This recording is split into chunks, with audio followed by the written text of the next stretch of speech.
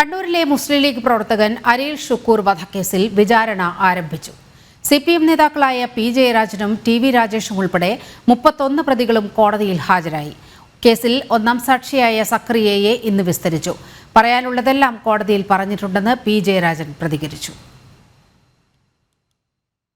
33 പ്രതികളുള്ള കേസിൽ 2 പ്രതികൾ ജീവിച്ചിരിപ്പില്ല. 31 പ്രതികളാണ് വിചാരണ നേരിടുന്നത്. പ്രതികളെല്ലാം ഇന്ന് കോടതിയിൽ ഹാജരായി. എല്ലാവരും ജാമ്യത്തിലാണുള്ളത്. ഷുക്കൂറിനൊപ്പം കുത്തേറ്റയാളാണ് ഒന്നാം സാക്ഷി സക്രിയ. ജൂൺ 9-നുള്ളിൽ 21 സാക്ഷികളെയും വിസ്തരിക്കും. നിഷ്ഠൂരമായ കൊലപാതകത്തിൽ ഷുക്കൂറിന്റെ കുടുംബത്തിന് നീതി ലഭിക്കുമെന്നാണ് പ്രതീക്ഷയെന്ന് ഷുക്കൂറിന്റെ മാതാവ് ആത്തിക്കയ്ക്ക് വേണ്ടി ഹാജരാകുന്ന അഡ്വക്കേറ്റ് മുഹമ്മദ് ഷാ പറഞ്ഞു. ഷുക്കൂറിന്റെ കുടുംബത്തിന് നീതി ലഭിക്കാൻ മുസ്ലിം ലീഗ് ഏതറ്റം വരെയും പോകുമെന്ന് ലീഗ് കണ്ണൂർ ജില്ലാ പ്രസിഡന്റ് അബ്ദുൽ കരീം ചേലേരി വ്യക്തമാക്കി. മുസ്ലിം ലീഗിനെ സംബന്ധിച്ചിടത്തോളം വളരെ വൈകാരികമായിട്ടുള്ള പ്രശ്നമാണ്.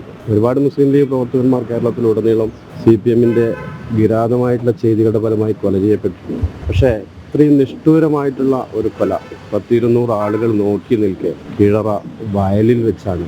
അതും ഒരു 19 വയസ്സ് പ്രായമുള്ള, ഈ ലോകത്തെക്കുറിച്ച് കൃത്യമായിട്ട് ധാരണ പോലും ഇല്ലാത്തൊരു ചെറുപ്പക്കാരൻ. വിചാരണയിലേക്ക് കടന്ന കേസിൽ കൂടുതൽ പ്രതികരണത്തിനില്ലെന്നും പറയാനുള്ളതെല്ലാം കോടതിയിൽ പറഞ്ഞിട്ടുണ്ടെന്നുമായിരുന്നു P. ജയരാജന്റെ പ്രതികരണം.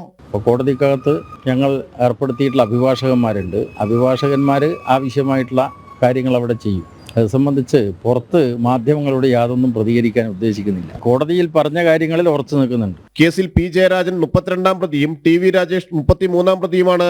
കൊലപാതകം നടന്ന് 13 വർഷത്തിന് ശേഷമാണ് കേസിൽ വിചാരണ ആരംഭിച്ചിരിക്കുന്നത്. 2012 ഫെബ്രുവരി 20-നാണ് കണ്ണൂർ തളിപ്പറമ്പ് പട്ടുവത്തെ അരിയിൽ സ്വദേശിയും മുസ്ലിം ലീഗ് പ്രവർത്തകനും MSF ഭാരവാഹിയുമായിരുന്ന അബ്ദുൽ ഷുക്കൂർ കൊല്ലപ്പെട്ടത്. അരിയിൽ പ്രദേശത്തെ CPM ലീഗ് സംഘർഷത്തിനിടെ ഇവിടെ എത്തിയ CPM കണ്ണൂർ ജില്ലാ സെക്രട്ടറിയായിരുന്ന P. ജയരാജനും മുൻ MLA TV രാജേഷും സഞ്ചരിച്ചിരുന്ന വാഹനത്തിന് നേരെ കല്ലെറിഞ്ഞെന്നാരോപിച്ച് CPM സംഘം ക്രൂരമായി ആക്രമിച്ച് മുറിവേൽപ്പിച്ച് കൊലപ്പെടുത്തിയെന്നാണ് കേസ്. ജയരാജനും രാജേഷിനുമെതിരെ കൊലപാതകം, ഗൂഢാലോചന ഉൾപ്പെടെയുള്ള വകുപ്പുകളാണ് ചുമത്തിയിട്ടുള്ളത്. ജനം, കൊച്ചി.